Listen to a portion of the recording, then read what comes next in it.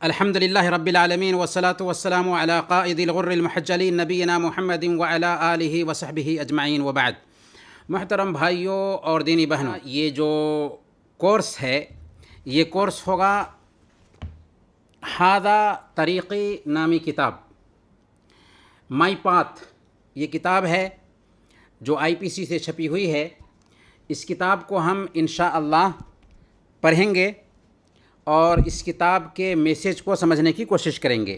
اس کتاب میں بنیادی طور پر 4 ابواب ہیں، 4 بھاگ ہیں اس کے۔ سب سے پہلے اس میں عقیدہ کے مسائل ہیں، اس کے بعد فقہ کے مسائل بیان کیے گئے ہیں، عبادات کے مسائل بیان کیے گئے ہیں، اور اس کے بعد سیرت کے بارے میں گفتگو کی گئی ہے، اللہ کے نبی صلی اللہ علیہ وسلم کی پوتر جیونی کے بارے میں گفتگو کی گئی ہے، اور اس کے بعد اسلامی ششٹاچار، اخلاق اور حرام چیزوں کا ذکر کیا گیا ہے۔ تو انشاءاللہ اس کتاب کو ہم لوگ آج سے شروع کر رہے ہیں۔ اس کتاب کا ہندی انواد نہیں ہے، لیکن ہم آپ کو ہندی میں انواد کر کے بتانے کی کوشش کریں گے انشاءاللہ۔ تو چلتے ہیں اس کتاب کی طرف۔ ایک حدیث سے یہ کتاب شروع ہوتی ہے۔ حدیث ہے سنن ابی داؤد کی، اور اس حدیث میں اللہ کے نبی صلی اللہ علیہ وسلم نے بہت ہی پیاری بات بیان فرمائی ہے۔ حضرت ابو سعید خدری رضی اللہ تعالیٰ عنہ اس حدیث کے راوی ہیں۔ وہ بیان کرتے ہیں کہ اللہ کے نبی صلی اللہ علیہ وسلم نے ارشاد فرمایا۔ کیا ارشاد فرمایا؟ جس نے کہا رضیت باللہ ربا وبالاسلام دینا وبمحمد صلی اللہ علیہ وسلم نبیا ورسولا وجبت لہ الجنہ۔ جس کسی نے کہا کہ میں اللہ کو رب مان کر، اسلام کو دین مان کر، اور محمد صلی اللہ علیہ وسلم کو نبی اور رسول مان کر راضی ہوں، اس کے لیے جنت واجب ہو گئی۔ کس بنیاد پر جنت واجب ہوئی؟ جس نے کہا کہ میں اللہ کو رب مان کر، اسلام کو دین مان کر، اور محمد صلی اللہ علیہ وسلم کو نبی اور رسول مان کر راضی ہوں، سنتشٹ ہوں، تو اس کے لیے جنت واجب ہو گئی۔ کیا مطلب ہوا اس کا؟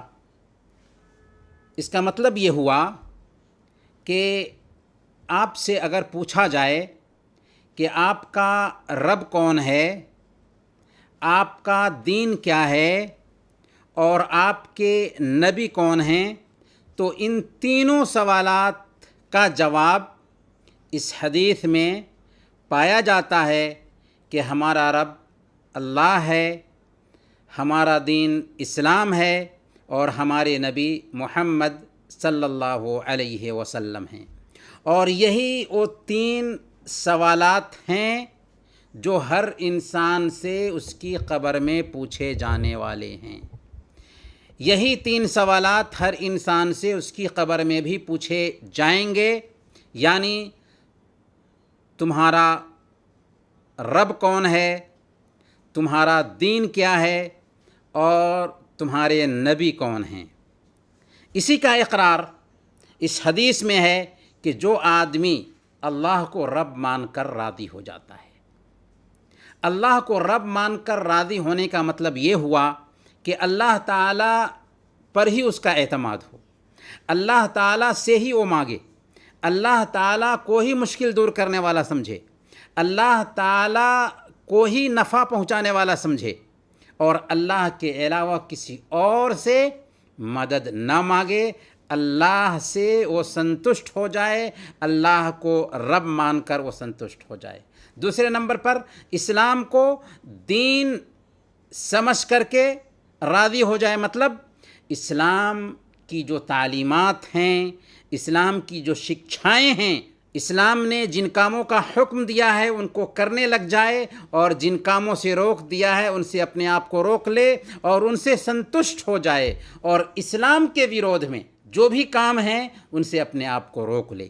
اسلام کے علاوہ جتنے بھی دھرم ہیں ان دھرموں کا انکار کر دے اور محمد صلی اللہ علیہ وسلم کو نبی مان کر سنتشٹ ہو جائے، راضی ہو جائے، مطلب کیا ہوا کہ محمد صلی اللہ علیہ وسلم نے جن کاموں سے روکا ہے ان سے روک لیا جائے اپنے آپ کو، اور جن کاموں کا حکم دیا ہے انہیں کیا جائے، اور اللہ کے نبی صلی اللہ علیہ وسلم کے بتائے ہوئے طریقے کے مطابق ہی اللہ کی عبادت کی جائے۔ جو آدمی ایسا کرے گا اس کے لیے جنت واجب ہو گئی۔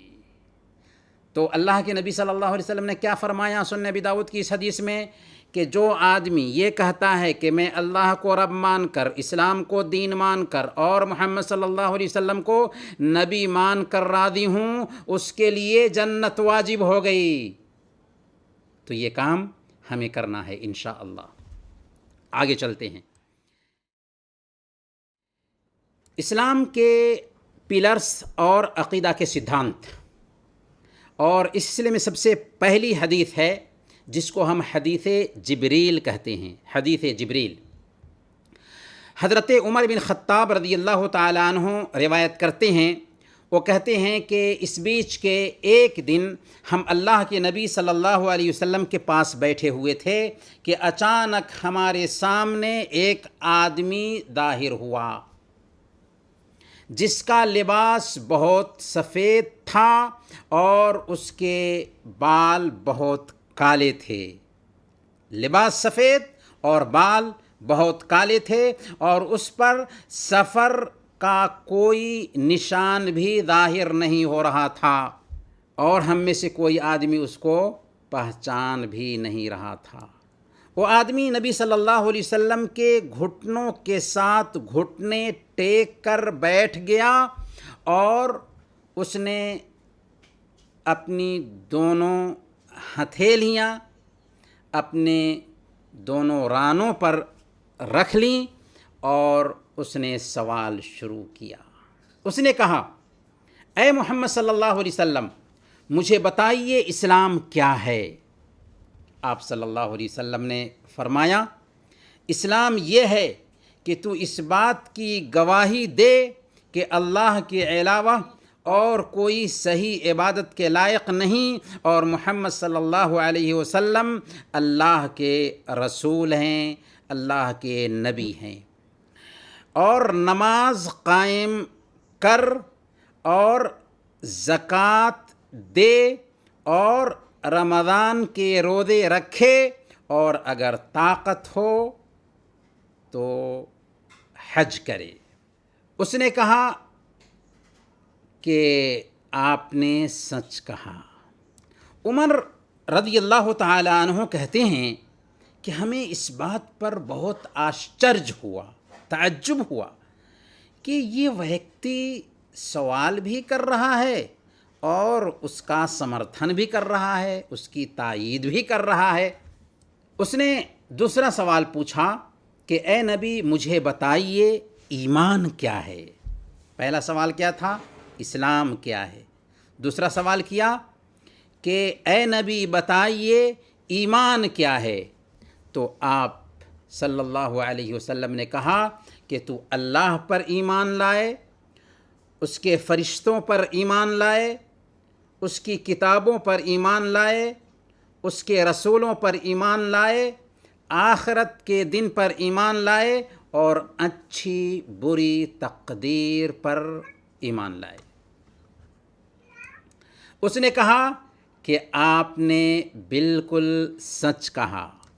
اس نے تیسرا سوال پوچھا، اے نبی مجھے بتائیے احسان کیا ہے؟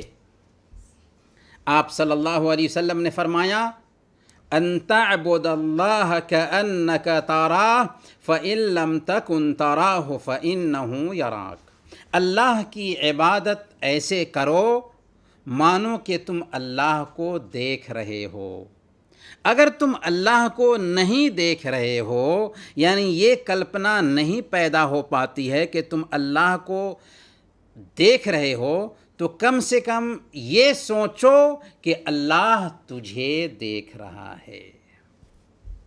اس نے کہا کہ اے نبی مجھے بتائیے قیامت کب آئے گی؟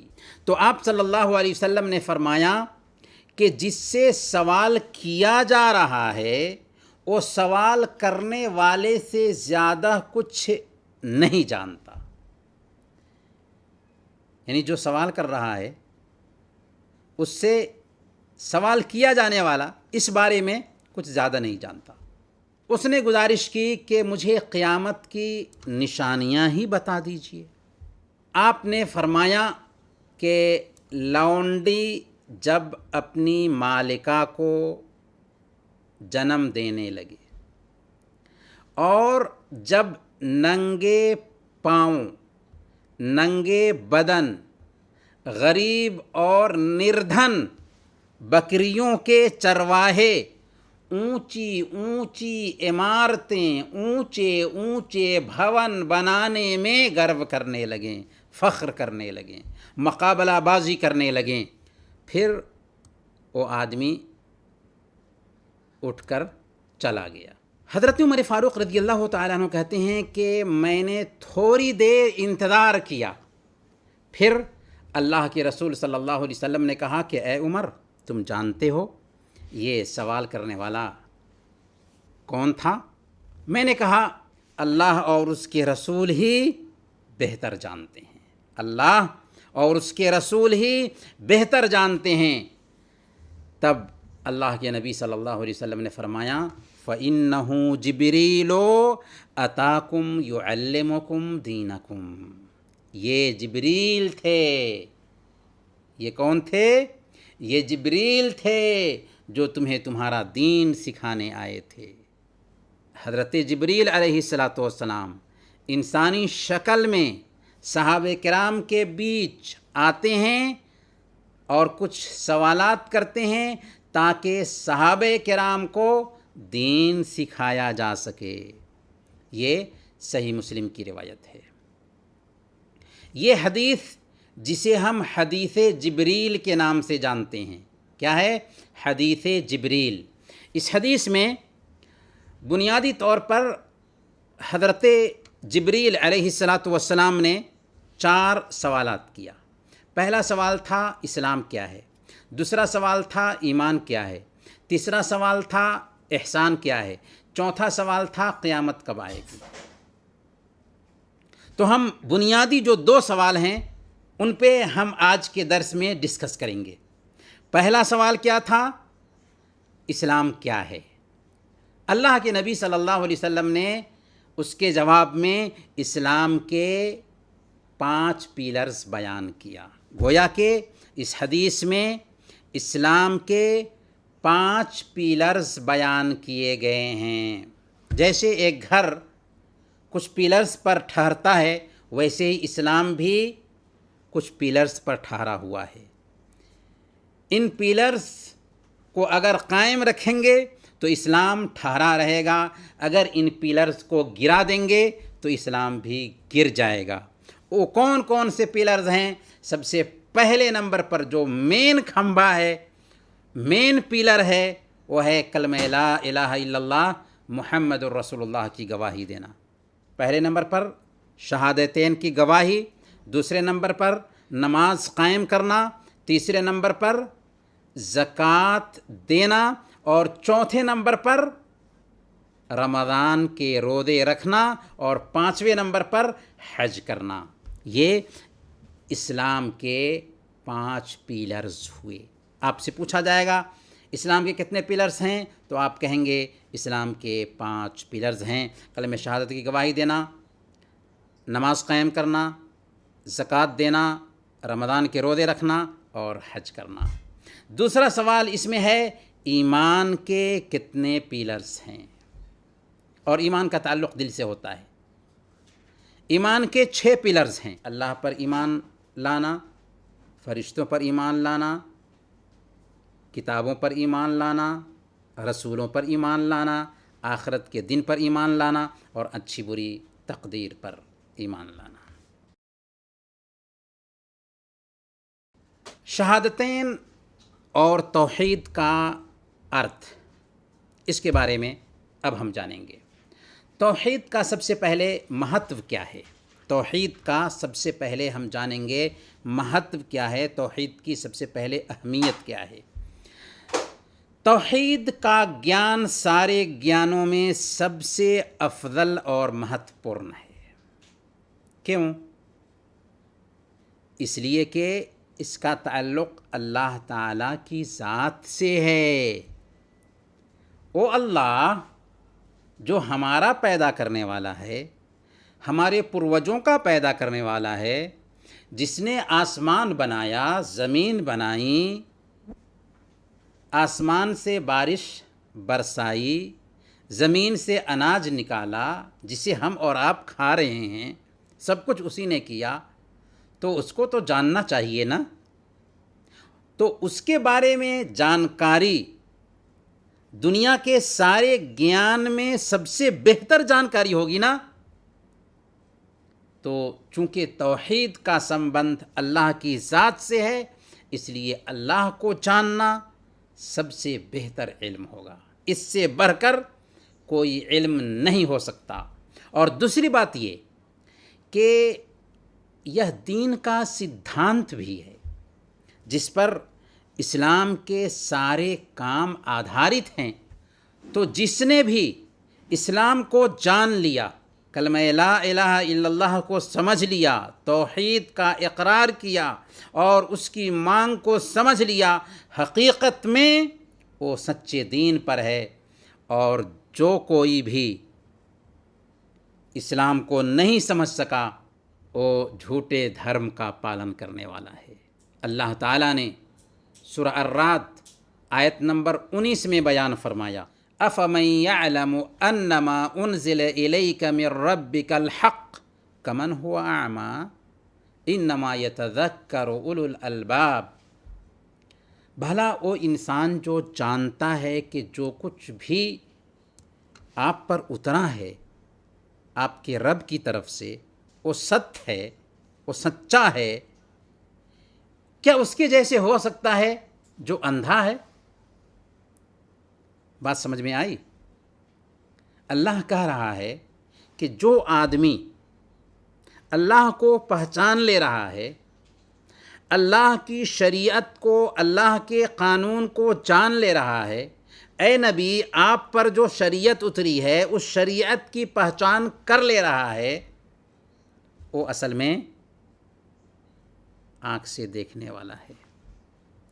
اور جو اللہ کی پہچان نہیں کر سکا، جو آپ پر اتاری گئی شریعت کی پہچان نہیں کر سکا، وہ آنکھ رکھنے کے باوجود آنکھ سے محروم ہے۔ کمن ہوا اعمیٰ، وہ اندھے کے جیسے ہے۔ بلکہ دوسری جگہ اللہ نے کیا فرمایا؟ او من کان میتا فاحییناہ، کیا تم اسے نہیں دیکھتے جو مردہ تھا، ہم نے اس کو زندگی پردان کی، ہم نے اس کو جیون دیا۔ یہ جیون کون سا ہے؟ یہ ایمان کا جیون ہے، یہ اسلام کا جیون ہے، یہ نبی صلی اللہ علیہ وسلم پر ایمان لانے کا جیون ہے۔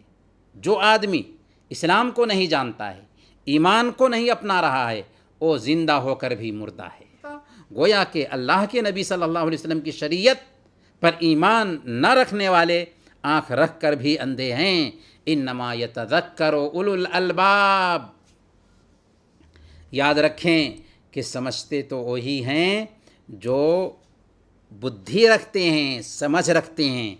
گویا کہ جو مسلمان ہے وہ سمجھ رکھتا ہے، اور جو اسلام کی نعمت سے محروم ہے وہ لاکھ گیان رکھنے کے باوجود سمجھ نہیں رکھتا، عقل نہیں رکھتا۔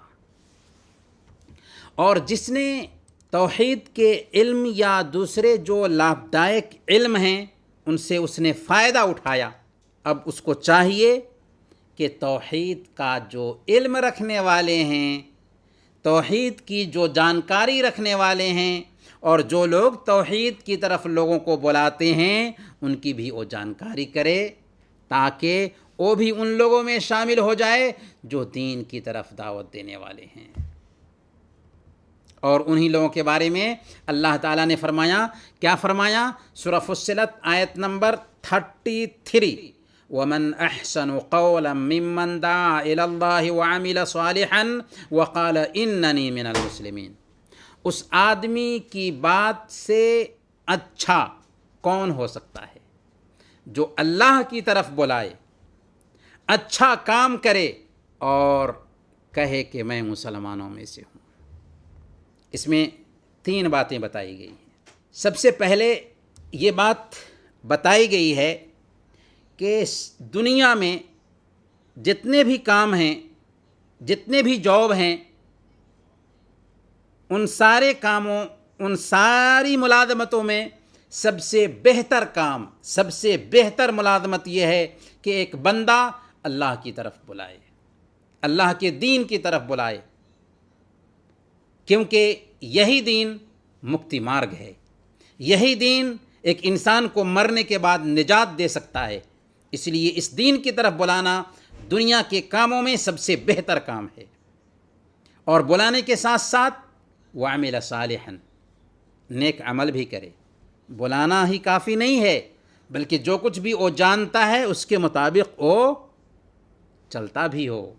اور کوئی بھی عمل اسلام کی نظر میں نیک عمل تبھی کہلاتا ہے، صالح عمل تبھی کہلاتا ہے جبکہ اس کے اندر 2 شرطیں پائی جائیں. کتنی شرطیں؟ 2 شرطیں پائی جائیں. پہلی شرط یہ ہے کہ صرف اللہ کے لیے اس کو انجام دیں، اس میں دکھلاوا نہ ہو، اس میں کسی دوسرے کو پارٹنر نہ ٹھہرایا گیا ہو، کسی کو شریک نہ ٹھہرایا گیا ہو. ٹھوس اللہ کے لیے وہ کام انجام دیں، پہلے نمبر پر.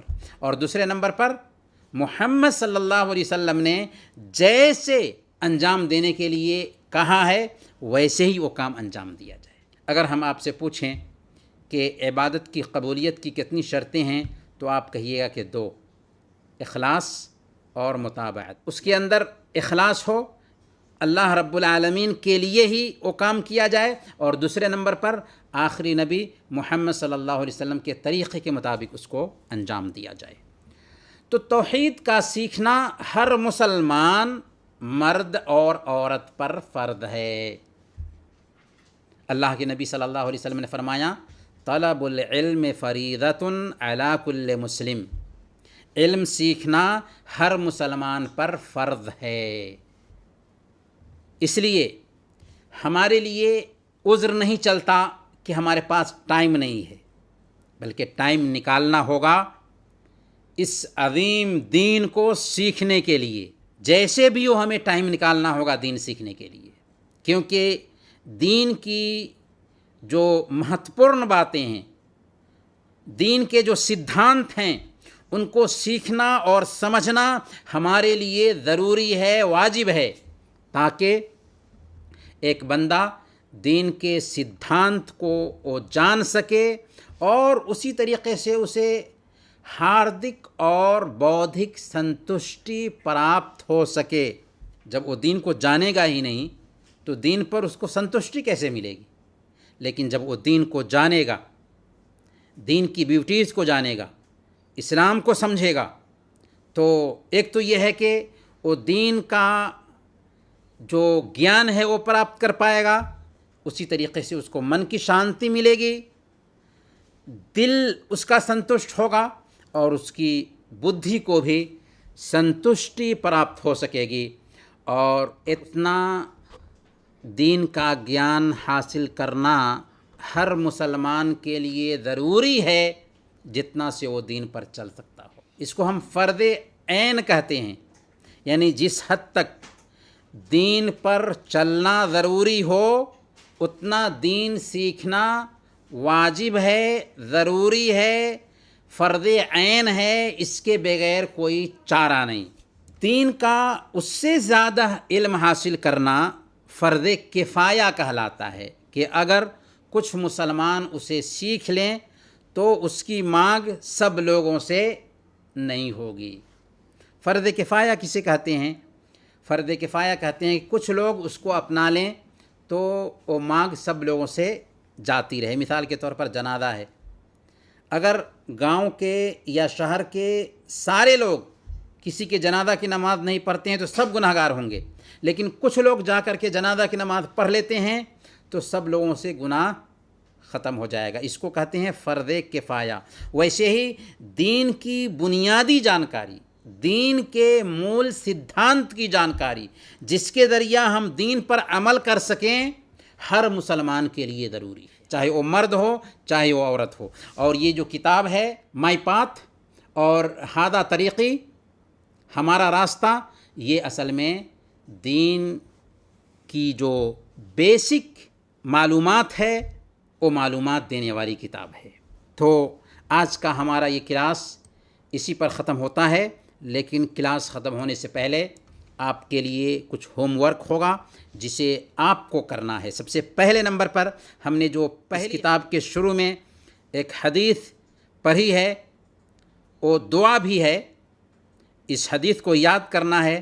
اللہ کے نبی صلی اللہ علیہ وسلم نے کیا فرمایا کہ جس نے یہ کہا کہ میں اللہ کو رب مان کر، اسلام کو دین مان کر اور محمد صلی اللہ علیہ وسلم کو نبی مان کر راضی ہو گیا، اس کے لیے جنت واجب ہو گئی۔ تو یہ دعا کیسے ہے؟ رضیت باللہ ربا وبالاسلام دینا وبمحمد صلی اللہ علیہ وسلم نبیا ورسولا۔ یہ دعا اگر آپ کرتے ہیں صبح میں 3 مرتبہ اور شام میں 3 مرتبہ تو اس کی بہت فضیلت ہے۔ اس دعا کا ہمیں اہتمام کرنا ہے۔ اس دعا کو یاد کرنے کے بعد رضیت باللہ ربا وبالاسلام دینا وبمحمد صلی اللہ علیہ وسلم نبیا ورسولا۔ دوسرے نمبر پر حدیث جبریل جو آپ کے سامنے پیش کی گئی ہے، اس حدیث کے مفہوم کو یاد کیجیے۔ پوری حدیث ہو بہو یاد نہیں کر سکتے ہیں تو اس حدیث کے مفہوم کو یاد کیجیے۔ تیسرے نمبر پر اسلام اور ایمان کے پیلرز کو ترتیب سے بیان کیجیے اور اس کے بیچ تمیز کیجیے۔ اسلام کے پیلرز یہ ہیں، یہ ہیں، یہ ہیں، اور ایمان کے پیلرز یہ ہیں، یہ ہیں، یہ ہیں۔ دونوں کے بیچ ترتیب ہونی چاہیے، اور پھر اسلام کے پیلرز، ایمان کے پیلرز دونوں کو اپنی کاپی پہ نوٹ کیجیے۔ اور آخری ہوم ورک یہ ہوگا کہ آپ اپنے آپ سے وعدہ لیجئے کہ ہم دین سیکھنے کے لیے وقت نکالیں گے، ہم نے جو کچھ بھی سیکھا ہے اس پر عمل کریں گے، اور اسلام کی طرف بھی دوسروں کو دعوت دیں گے، اور فخر سے کہیں گے کہ ہم مسلمان ہیں، کہ وقال اننی من المسلمین، وہ کہے کہ میں مسلمان ہوں۔ جی ہاں، مسلمان ہونا فخر کی بات ہے، گرو کی بات ہے۔ ہم فخر سے کہیں کہ ہم مسلمان ہیں۔ چلیں انہی چند باتوں کے ساتھ آج کا یہ کلاس ختم کرتے ہیں۔ اگلے کلاس میں انشاءاللہ پھر ملیں گے، تب تک کے لیے اجازت دیجیے۔ وصلی اللہ علی نبینا محمد وعلی آلہ وصحبہ اجمعین۔